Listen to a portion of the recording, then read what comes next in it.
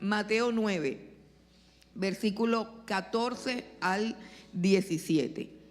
Dice la palabra del Señor. Entonces vinieron a él los discípulos de Juan diciendo: ¿por qué nosotros y los fariseos ayunamos muchas veces y tus discípulos no ayunan? Jesús les dijo: ¿acaso pueden los que están de bodas tener luto entre tanto que el esposo está con ellos?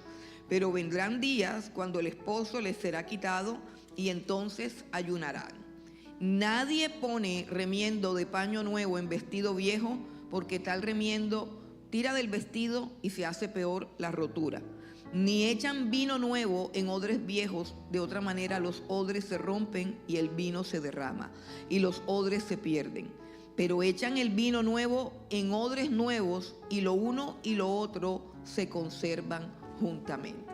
Una gran pregunta que hicieron los discípulos de Juan. Una pregunta que puede hacerse a nosotros en el día de hoy. ¿Qué tal si te preguntaran: ¿y por qué yo conozco cristianos que ayunan y tú no ayunan? ¿Cierto? Es una pregunta supremamente interesante. ¿Qué respuestas tendrías para la pregunta de por qué tú no ayunas? Y conocemos miles de respuestas y conocemos miles de cosas. Hay gente que dice, hay gente muy sincera, a mí me gusta la gente muy sincera que dice: pero ¿y eso cómo es? O sea, ¿cómo así que es eso del ayuno? ¿Eso en qué consiste o cómo se ayuna? Bueno, el asunto es que el ayuno es una práctica muy antigua de la iglesia, y en ese tiempo era una práctica muy antigua del pueblo judío, una práctica común, corriente, propia del pueblo judío. Es más, si nosotros examinamos, nos vamos a dar cuenta que el ayuno es una práctica de casi todas las religiones que hay sobre la tierra. Y sobre todo también los brujos y los hechiceros, ellos también ayunan. Y les cuento que ayunan más que todos nosotros. Pero no solamente ellos, ahora los influencers de salud también ayunan, porque hubo un hombre que por cierto fue premio Nobel de medicina, que descubrió el poder sanador que tiene el ayuno sobre el cuerpo, el poder sanador que tiene el ayuno para eliminar una cantidad de enfermedades. Y por ejemplo los youtubers y los influencers, como ahora está de moda la imagen, entonces eso es lo más importante ahora, la imagen física. Entonces descubrieron que hay un método para bajar de peso increíblemente eficaz, que se llama el ayuno intermitente. Así que por donde quieran mirar el ayuno es una bendición, tanto en la vida secular como en la vida espiritual y en todas las áreas de la vida, incluida en la vida económica. También el ayuno es una bendición. Así que vamos a comenzar dentro de poco con todos los fuertes, valientes y fieles que escuchen, entiendan y obedezcan. Vamos a comenzar 21 días de ayuno. Y para ese tiempo de ayuno especial, el Señor nos ha traído unos mensajes que tienen mucho que ver con el ayuno, ¿cierto? Para que nosotros entendamos qué es eso del ayuno. Los judíos ayunaban y el ayuno está asociado con grandes liberaciones que sucedieron en el pueblo de Israel. Por ejemplo, no sé si recuerdan a la reina Esther, ¿cierto? Que el pueblo de Israel iba a ser completamente exterminado por una cantidad de trampas que tendieron y una cantidad de cosas.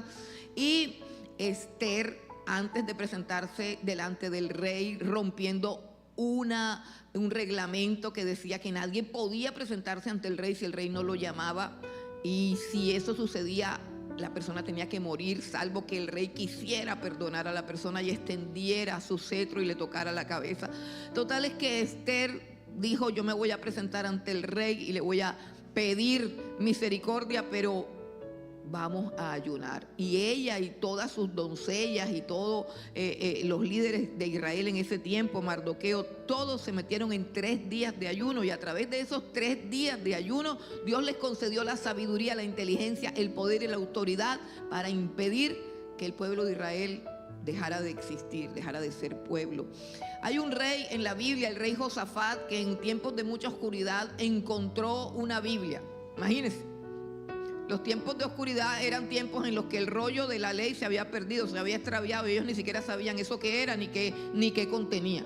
Así hay muchas vidas que tienen un libro ya que se llama Biblia, pero no se sabe qué es lo que hay ahí dentro. Pues cuando uno descubre lo que hay aquí dentro de este libro, su vida es transformada por completo. Y cuando el rey Josafat leyó el libro de la ley, se tiró en el piso, lloró, rompió sus vestiduras, porque entendió que el pueblo de Israel había infringido la ley de Dios y que estaba bajo maldición y a punto de ser también castigado y exterminado.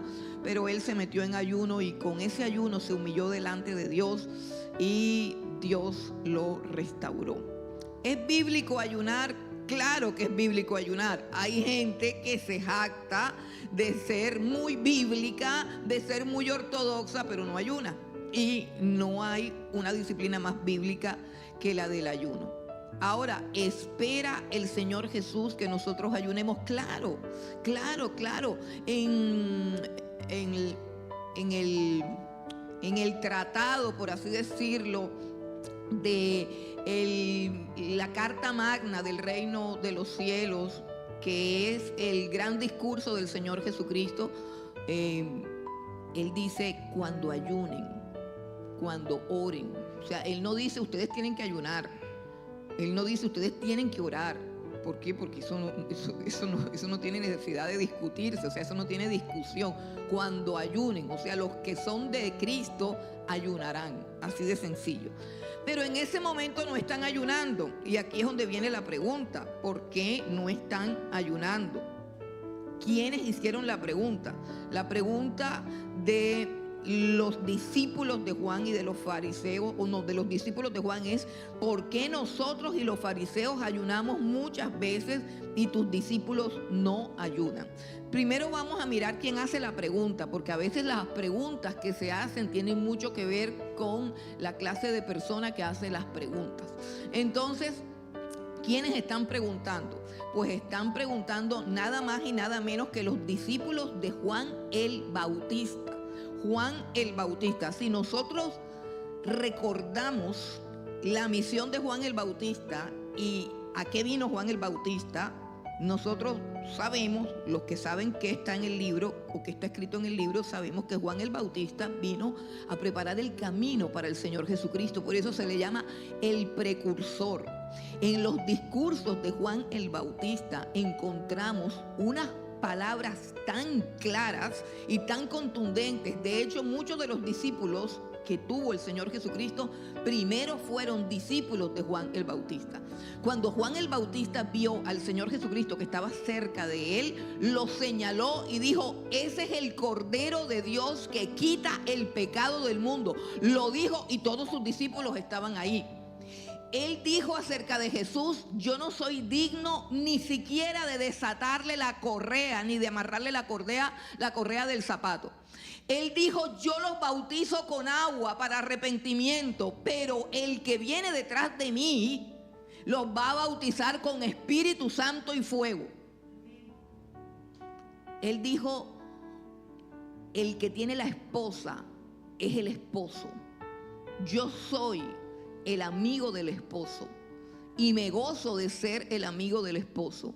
Cuando sus discípulos, que me imagino que serán estos mismos que están aquí, se dieron cuenta que el Señor Jesucristo tenía mucho más seguidores que Juan el Bautista y que estaba bautizando muchísimas más personas que Juan el Bautista, fueron donde Juan el Bautista y le dijeron: aquel de quien tú diste testimonio. Ojo con el movimiento para ver si ustedes captan lo absurdo que puede ser un ser humano cuando sigue a los hombres y no conoce al Señor Jesucristo, que es precisamente aquel a quien los hombres deben guiar.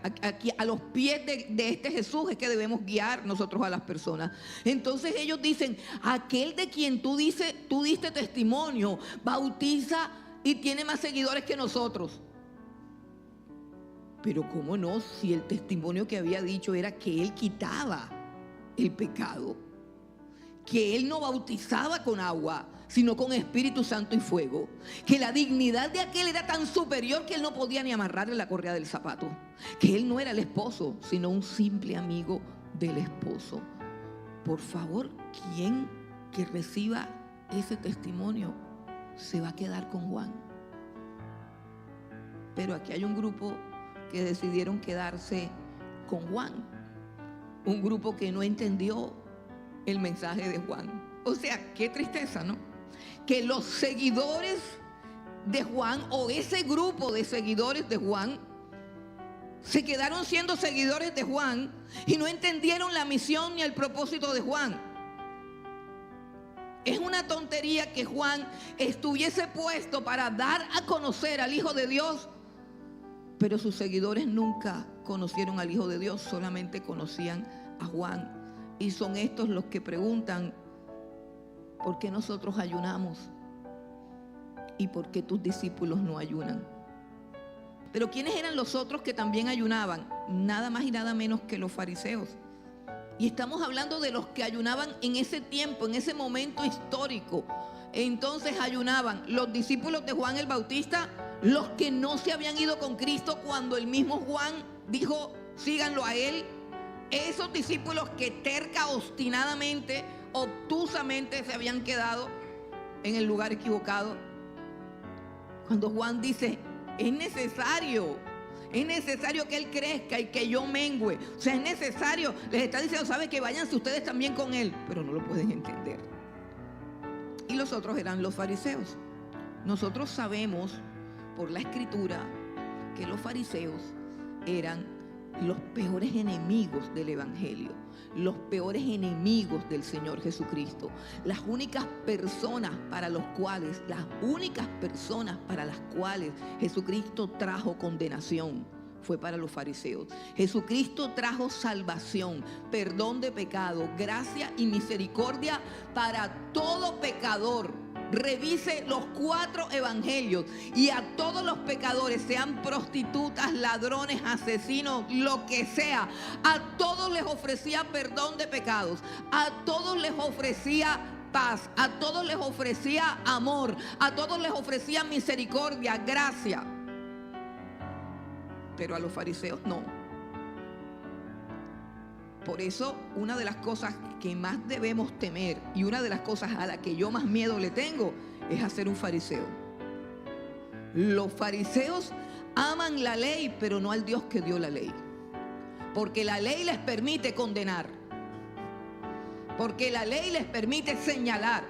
Porque la ley les permite colocarse en un sillón y juzgarlo todo y usurpar el trono y la función de Dios. Porque la ley les permite ese hacerse creer que son mejores que los demás, que los que señalan. Y eso es sumamente peligroso, hermano. Claro, pero los fariseos ayunaban mucho.